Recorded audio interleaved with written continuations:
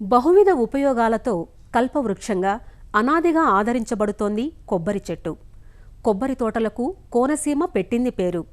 గోదావరి తీర అందాలను ఇముడ్చుకొని నిలువెత్తు వృక్షరాజాలతో కోనసీమ అలరారుతోంది. ఉభయ గోదావరి, గుంటూరు, కృష్ణా జిల్లాల్లో ఈ తోటల సాగు మరింత ఎక్కువ. నూరేళ్లపాటు తరతరాలకు తరగని ఫలసాయాన్నివ్వాల్సిన కొబ్బరి తోటల వైభవం నానాటికి తరిగిపోతూ గత దశాబ్ద కాలంగా ఈ తోటలు కష్టకాలాన్ని ఎదుర్కొంటున్నాయి. వదలని చీడగా మారిన ఇరియోఫిడ్నల్లి కాయ నాణ్యతను, దిగుబడిని దిగజార్చగా కొమ్ము పురుగు, ఎర్రముక్కు పురుగు, నల్లముట్టు పురుగు ఎప్పటినుంచో కొబ్బరిని మట్టుబెడుతున్నాయి. దీనిలో నల్లముట్టు పురుగు ప్రధానమైనది.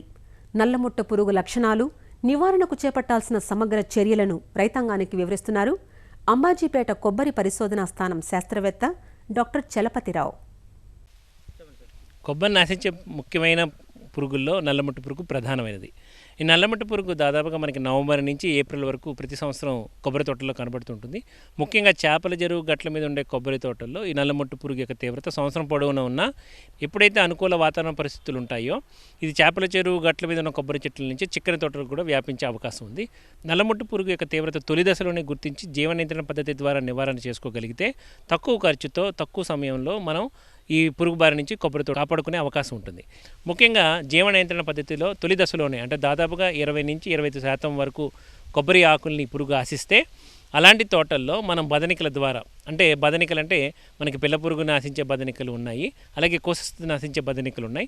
పిల్ల పురుగును ఆశిస్తే బదనికల్ని తోటకి సిఫార్సు చేసిన సమయంలో సిఫార్సు చేసిన సంఖ్యలో మనం విడుదల చేసుకుంటే సుమారుగా 1 ఎకరానికి 1000 పురుగుల ద్వారా 15 రోజులకు ఒకసారి విడుదల చేసుకుంటే ఈ నల్లముట్ట పురుగు బారి నుంచి తోటల్ని 3 నుంచి 5 నెలల లోపల కాపాడుకోవచ్చు. ఒకవేళ ఈ పురుగు యొక్క తీవ్రత చాలా ఎక్కువైతే మాత్రము రైతు సోదరులు కింద వరుస ఉన్న కొబ్బరి ఆకుల్ని తొలగించి ఈ పురుగు యొక్క వివిధ దశల్ని నివారించుకోవాలి.